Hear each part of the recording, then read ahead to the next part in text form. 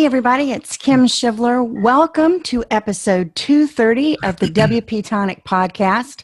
Today, my co-host Jonathan Denwood and I are going to be interviewing Justin Ferriman of LearnDash. Those of you who've heard me speak about building online courses know that LearnDash is one of the plugins I teach and talk about. Welcome to the show, Justin. Thank you so much for having me here. So, we know that you have LearnDash. I'd like to get a little bit of the background of, what made you want to create a learning management system for WordPress? What was your background in e-learning or any type of learning that got you interested in this? Yeah, sure. Prior to LearnDash, I was doing e-learning consulting, setting up learning management systems and programs at Fortune 500 companies. And a lot of that required travel. So I was in hotels 4 or 5 days a week. And that was that was where the spark began. I was tired of traveling. I was tired of being, away from home.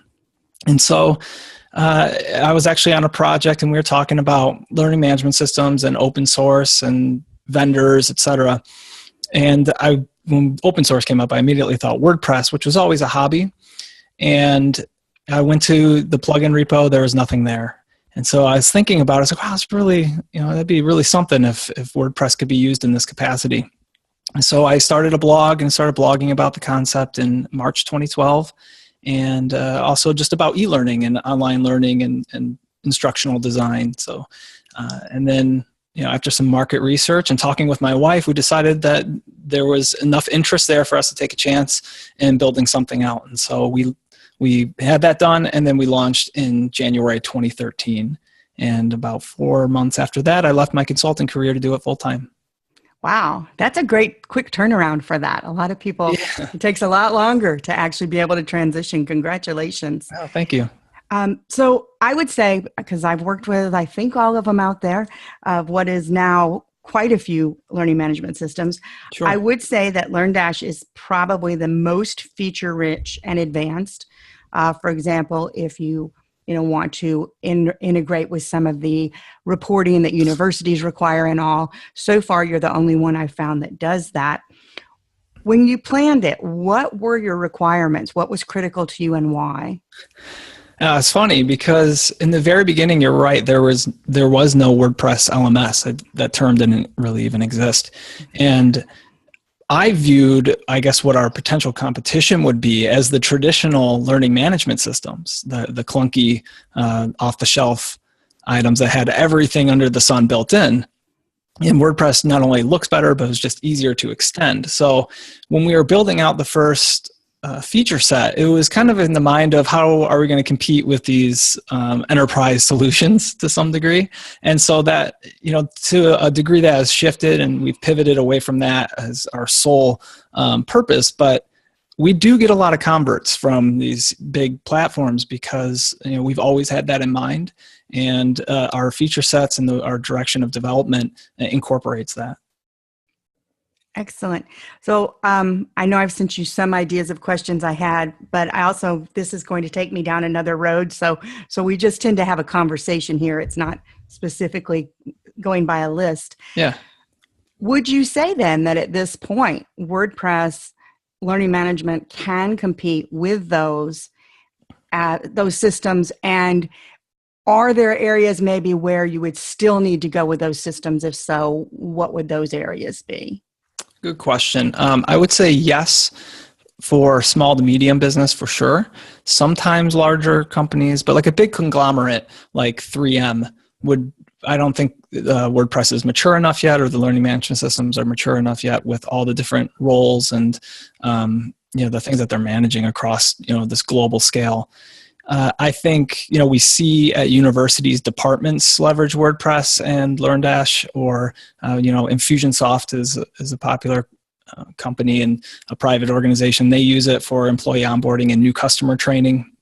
So I think we're seeing it in that context first, where like the training that needs to be done in it at these larger companies is very narrow in scope and not incorporating all kinds of different training across a wide spectrum of employee roles or disciplines. So new employee onboarding, for example, the training is pretty consistent and standard for that. customer training or vendor training, things of that nature, because it's going to give, WordPress itself is going to give a lot of flexibility on how that's delivered, and you don't need all the extra functionality that comes with these huge off-the-shelf platforms, which is cumbersome, and they come with a really big price tag to boot. So I think that's where we're seeing a lot of traction, at least on our end, within the, the corporate sector.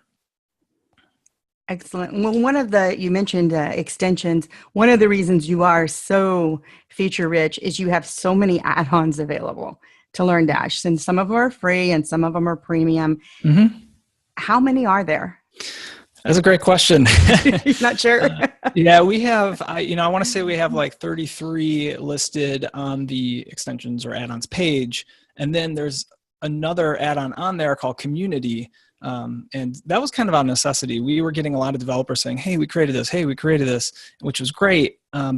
But it got to the point where it's sometimes a little overwhelming because you can't do these marketing pushes and all this stuff for everybody. And so we've had to pivot a little bit on that end, but we still list them there. And some are free and some are paid.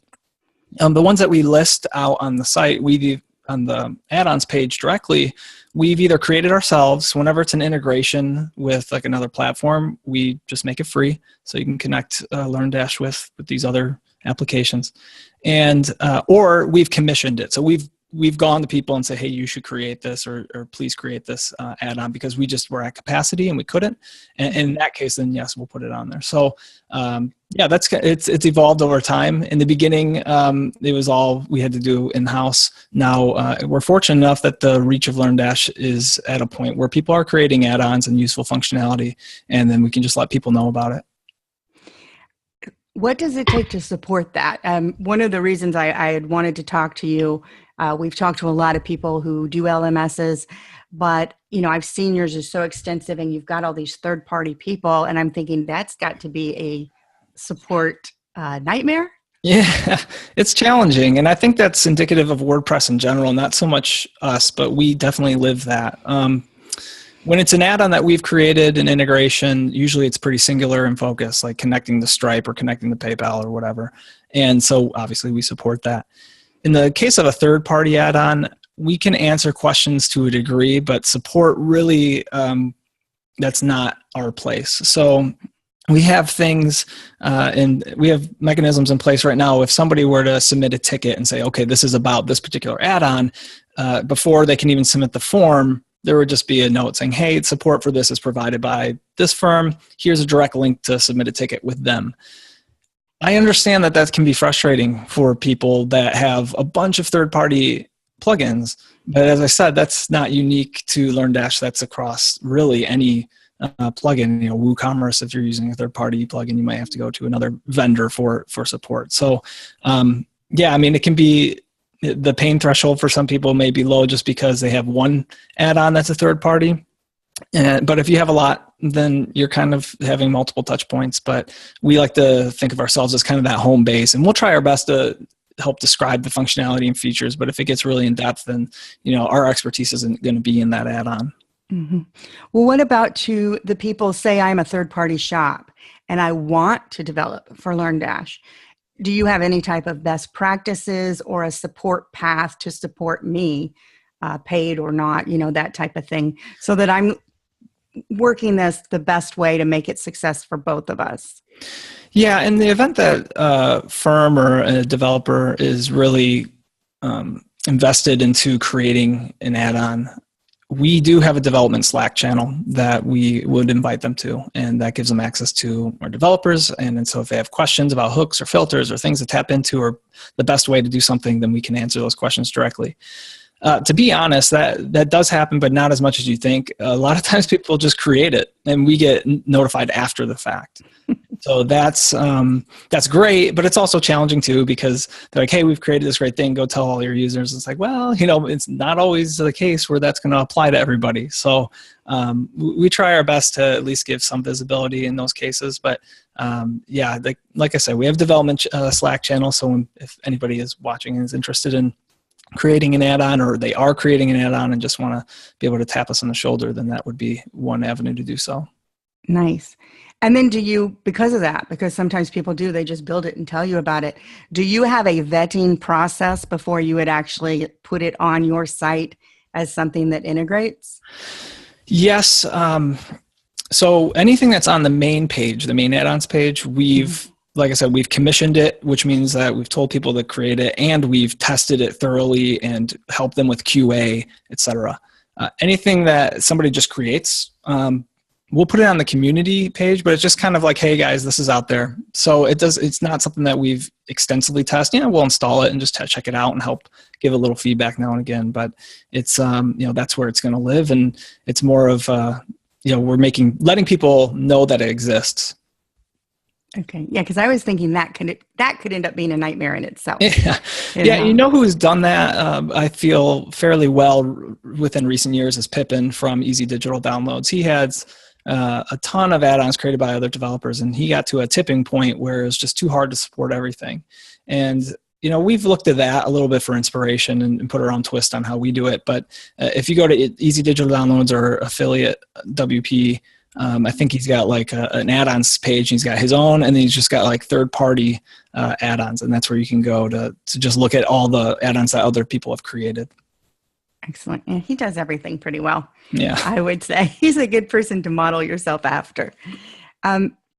So I found one company. This one really interested me. Now I'm seeing them develop for other people now too, but the first I found for you, and that was the Social Learner, that they've done both an extension to integrate with BuddyPress and then a whole theme just integrating LearnDash, BuddyPress, and all of that. Yeah. How did that come about? That's a big one. Honestly, all the credit goes to them.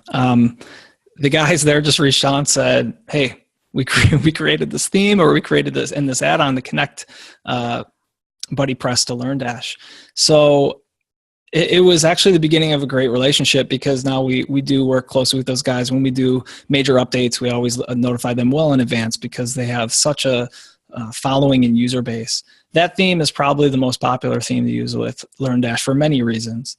And they've done an incredible job with making it possible for people to create a very active, vibrant learning community within that theme, connecting some of WordPress's most popular features and plugins. So like I said, they all credit to them. I never reached out to them beforehand. They just kind of came to us after the fact, like I mentioned before, and it's really something special what they created. In fact, that theme is what Infusionsoft, the company, uses, along with LearnDash and some other plugins. And there's a spattering of other very popular programs that are using it. Excellent. I looked at it. I have not tested it yet, but it's actually on my list to purchase and test, because it looks so well done and so professional. It is, yeah. There's a learning curve, honestly. It's so well done and it's professional, but it does need ample testing, and the configuration will take a little bit of time, and that's to be expected with something that robust. You're kind of building your own LMS and picking and choosing the functionality you want. So as long as you go in with that expectation, I think you'll be satisfied. And well, then along those lines, what do you think the balance of that complexity is for their specific theme and plugin versus just that BuddyPress is its own monster? Yeah, there's a big learning curve with BuddyPress for sure. I think that's you kind of hit the nail on the head. You have LearnDash, you have to come up to speed with that. You have BuddyPress, you got to do that. If you're going to use WooCommerce, then you got to know what you're doing there. And then you have the theme, and so the settings of the theme, etc. So it is getting all the moving parts talking, but really, like, you have to do it once, and then you're done, and then everything will chug along. Excellent. Yeah, there are times I love BuddyPress, but I always let my students know that is not a beginner topic. You want to get a little more under your belt before you try doing that level of platform, and it's definitely not one that's probably going to work well on a $3.95 a month host. Yeah, you're right? Spot on. Yeah. Excellent. All right, folks, we are going to go for our quick mid-break. We'll be back in just a minute.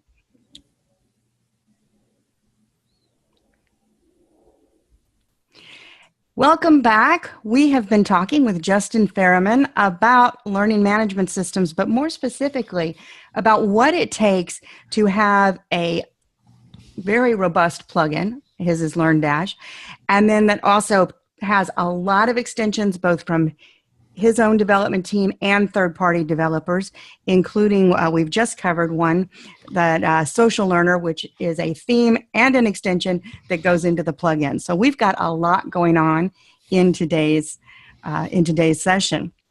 So Justin, one of the concerns developers sometimes have when they're using add-ons and extensions, et cetera, is the implication of upgrades and updates. Mm-hmm. How have you managed, other than like you mentioned with Social Learner, you really keep those guys in the curve because Buddy Press and all also, but how do you manage that with your other third parties ahead of time to make sure it all works?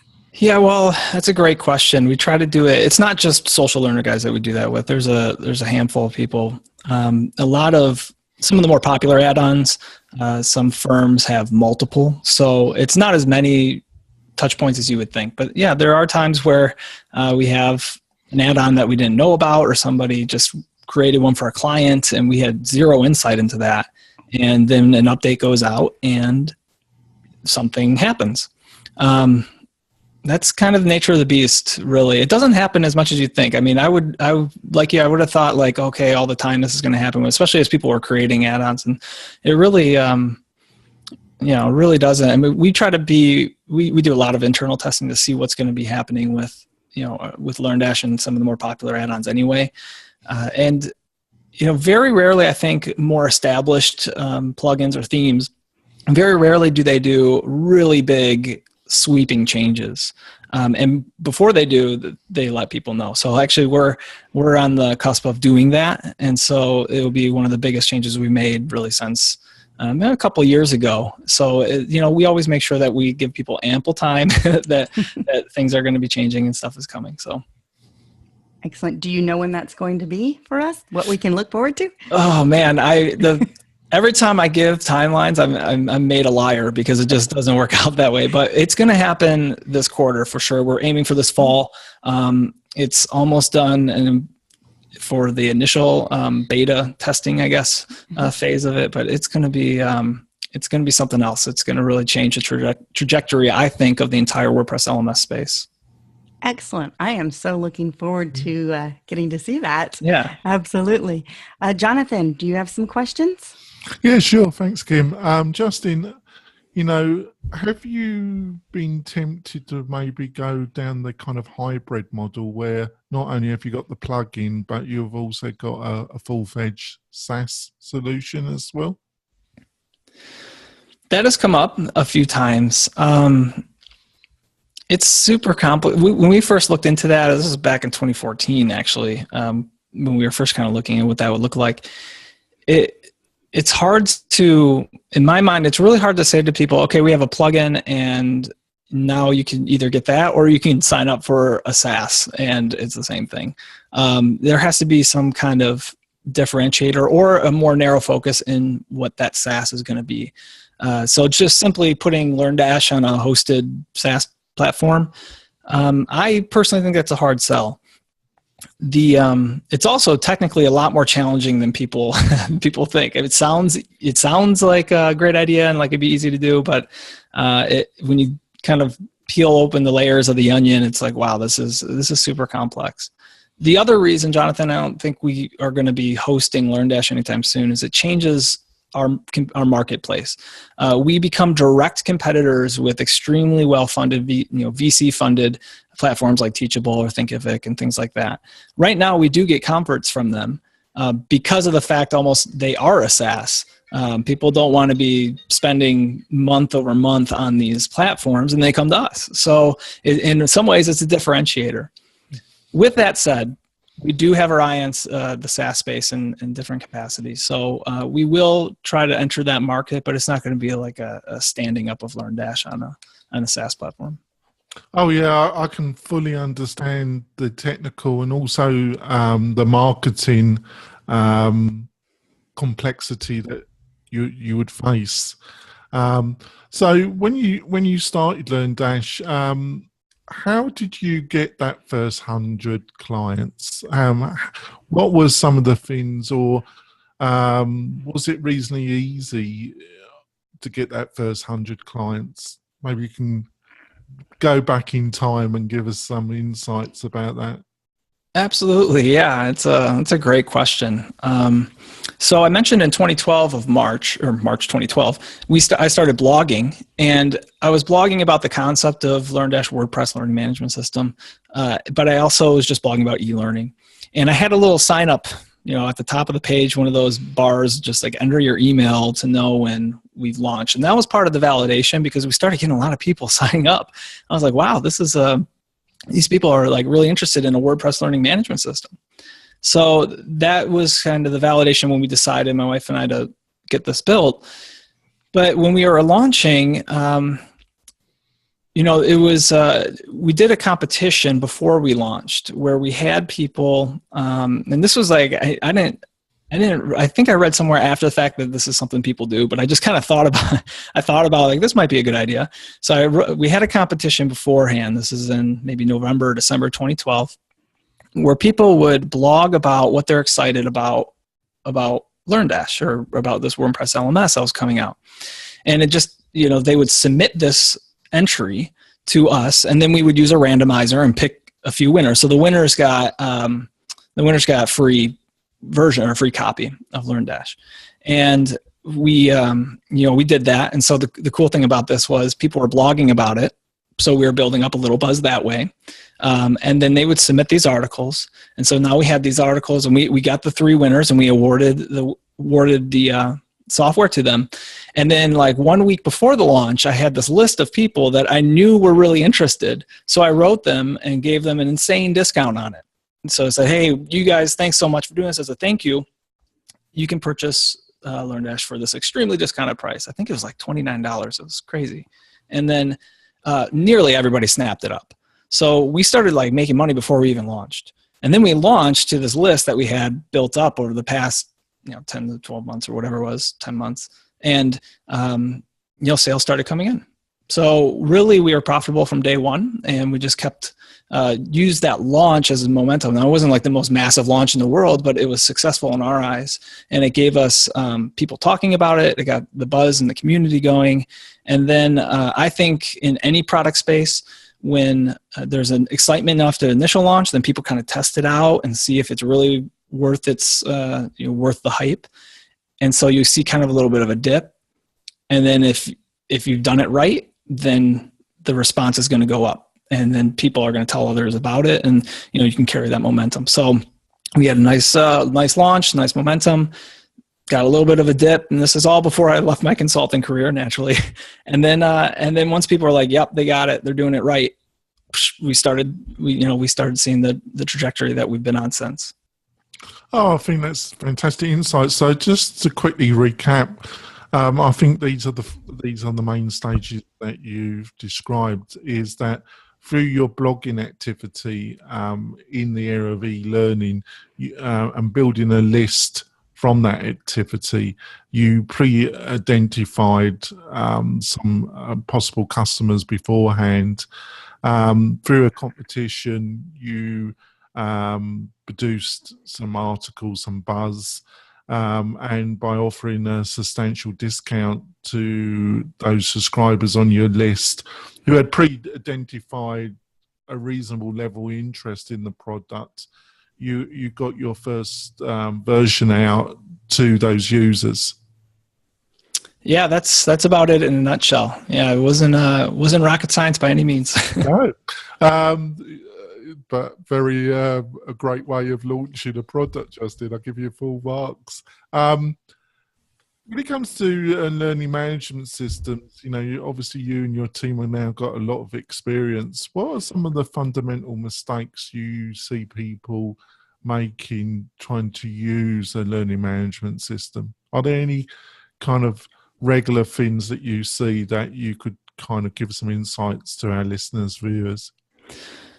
Yeah, and this is probably applicable to areas outside of LearnDash as well. But one of the things that I see, just as I keep my finger on the pulse of our support inquiries coming in, is People will get LearnDash and set up their learning program because they have a goal of selling courses. They want to sell their knowledge, which is great. A lot of people do that successfully.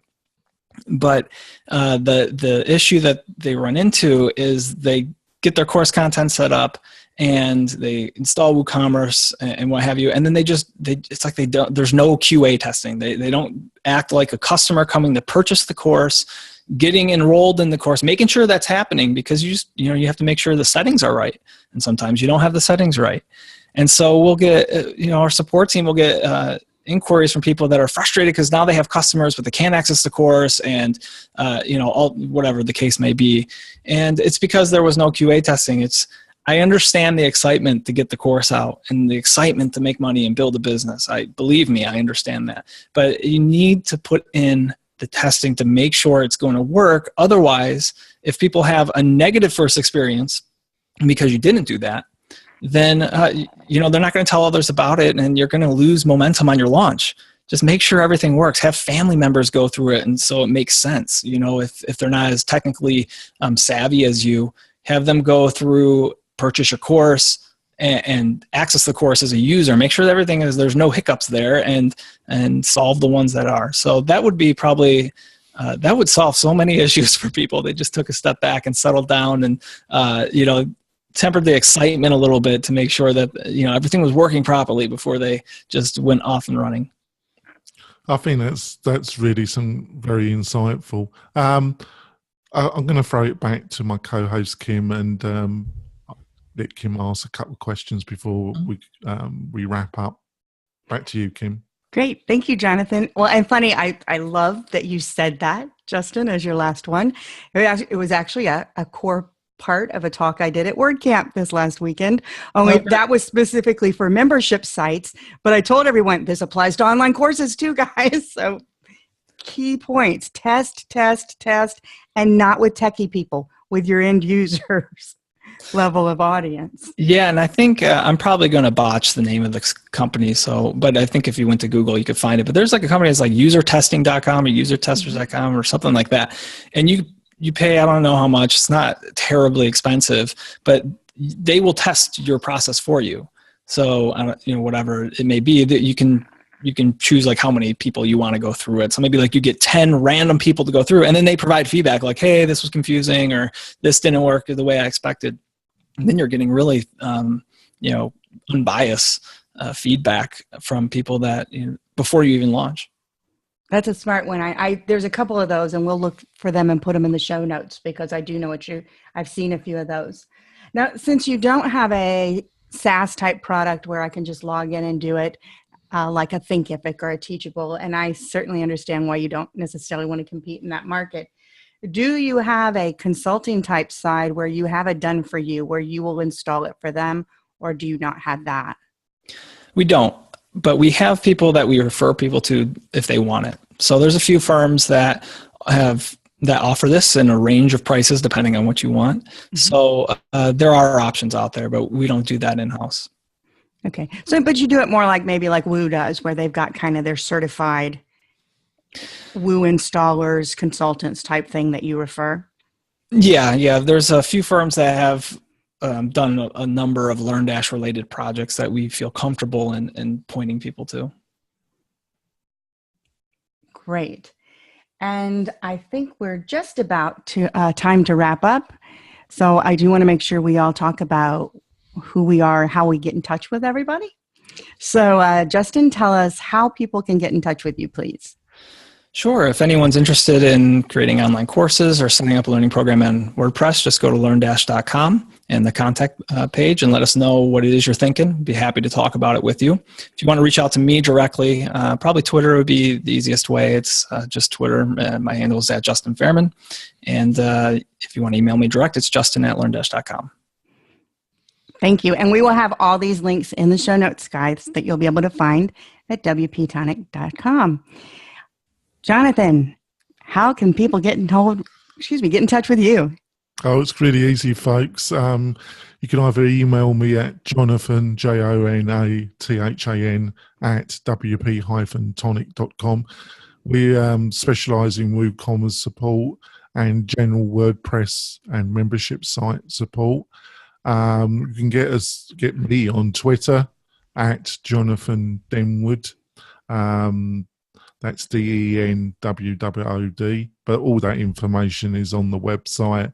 And if you just put WP-Tonic, a ton of stuff will come up. Back to you, Kim. Thank you. You can find me. You can find me on Twitter at Kim Shivler, or online. You can find me at whiteglovewebtraining.com and howtobuildanonlinecourse.com. Thanks for tuning in this week. We look forward to seeing you again on our Friday Roundtable this coming Friday and next Wednesday. Bye. Bye-bye.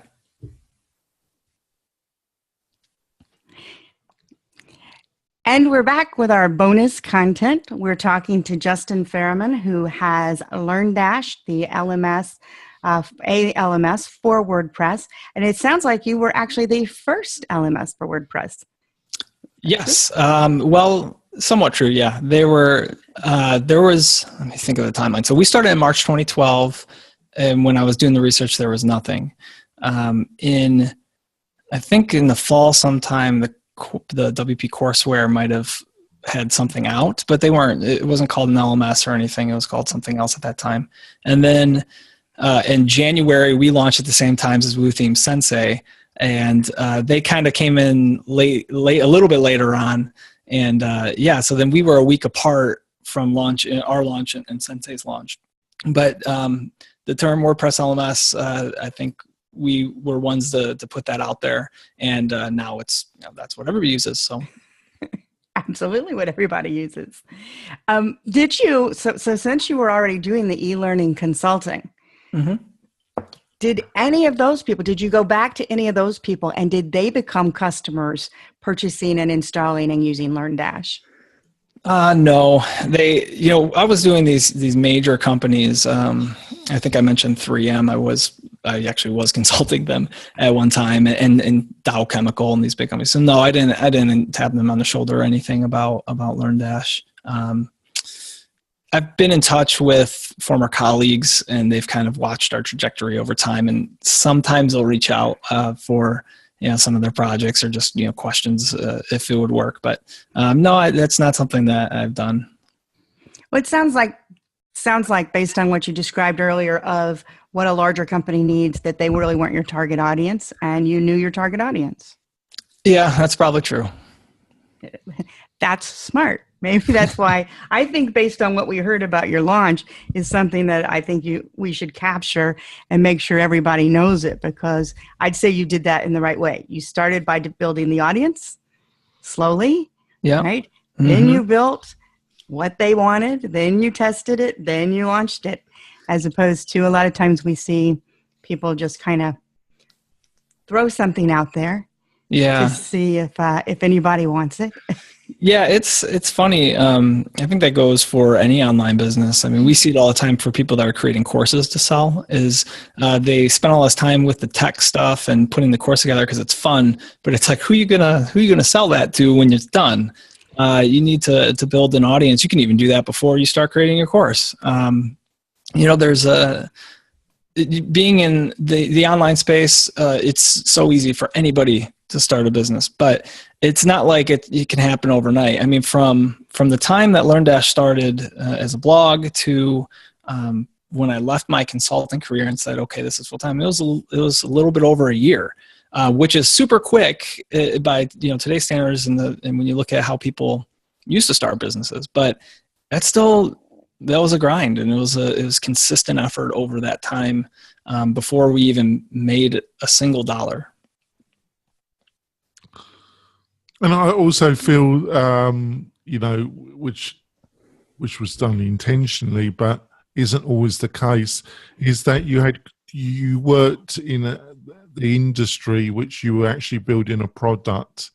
So you understood some of the fundamental pain points that you were trying to solve with your product, and you understood your audience to some degree because you're actually involved in that industry day to day, weren't you?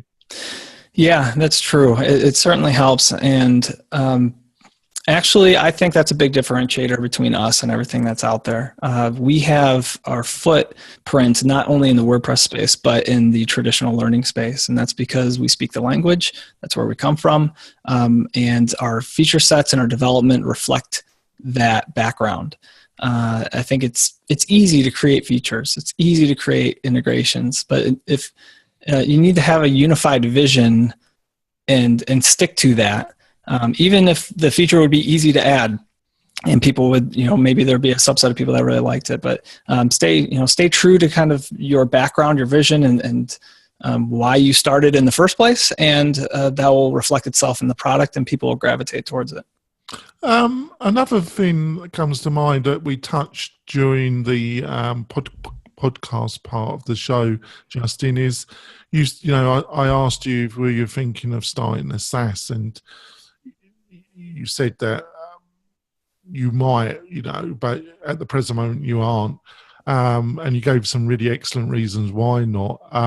But why at the present moment? Why have you learned or you've spent any time thinking about why people come to your products and why they don't use some established SaaS solution? What drives people to come and utilize your? You mentioned price, but when you look at WooCommerce and all the extras you got to spend, and you got to set the hosting and learn all these different things, there is a cost, isn't there, Justin? Yeah, absolutely. I think over the long run you will. So here's a trade-off. You're going to sign up for one of these hosted platforms, and you're going to get started probably pretty quickly because you don't have to worry about any of the tech stack. And then you're going to want to do something and you can't. And especially as it relates to learning programs, that's heartburn for people. That's a big pain point.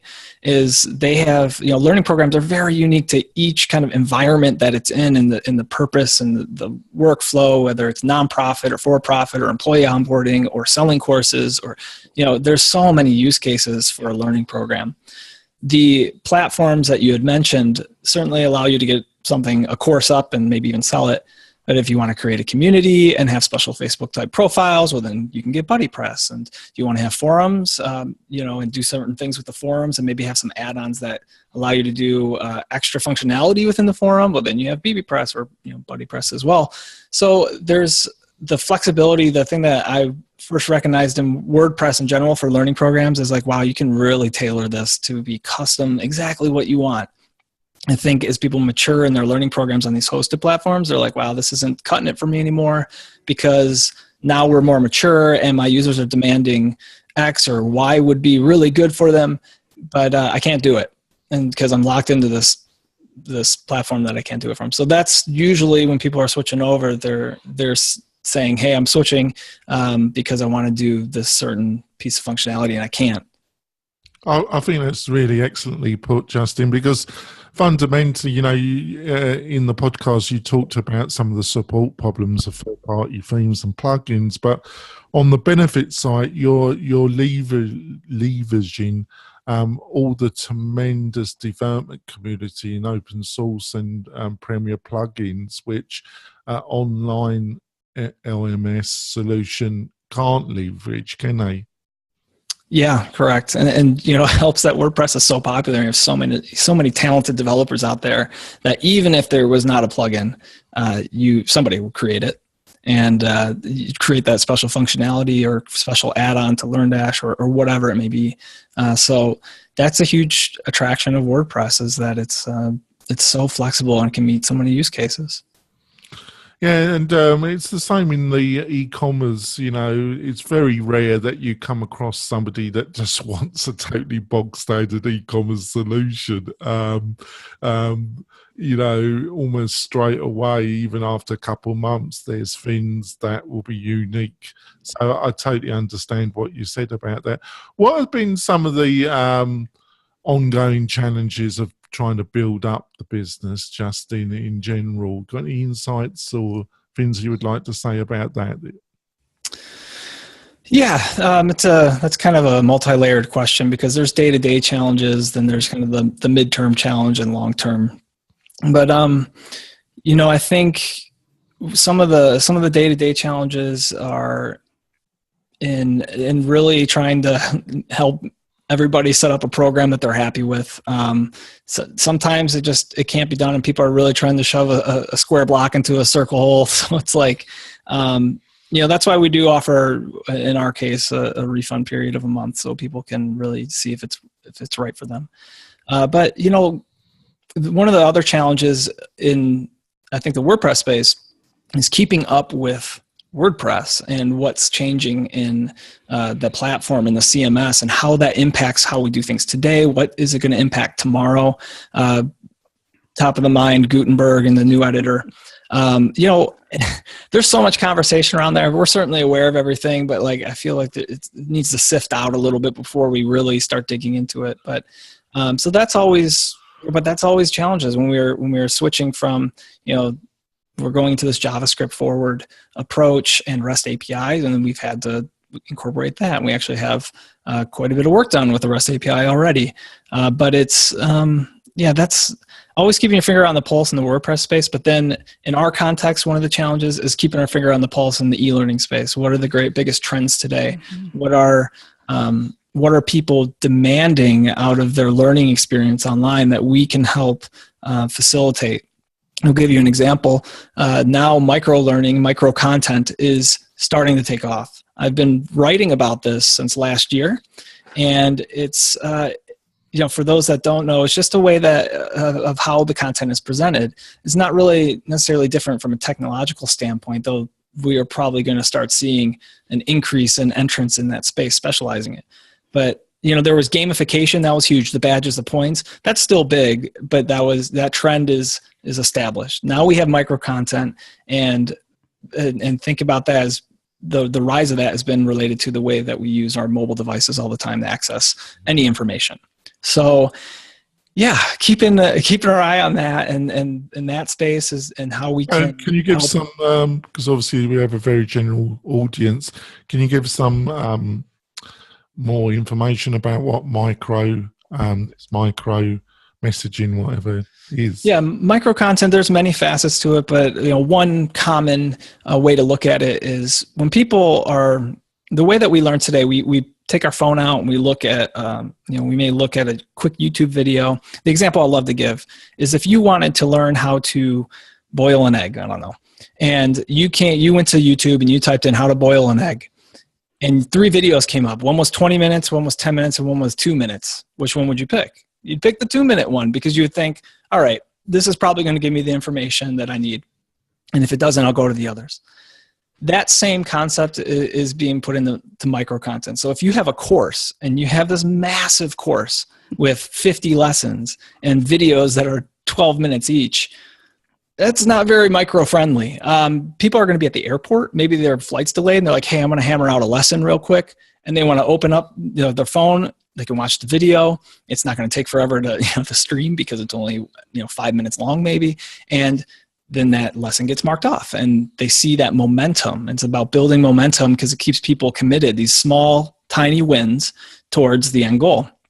Break up that massive 50 level or 50 lesson course to several courses with less lessons in there, because people like to see, like, oh, I got that whole course done in this program. I got this whole course done in this program, rather than having just one long course. And, a byproduct of that is, I think if you're selling courses and you have multiple courses, the perceived value goes up, even if the content's the same. Yeah, I can follow that. Got a finishing question, Kim, before we wrap it up?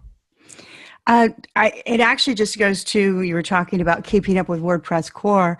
And of course, they're going to have some big changes early next year with Gutenberg and some other things they're redoing. And you have a big launch coming up in the fall. Yeah. How is that? That's got to be a big thing in your thoughts right now. Yeah, it is.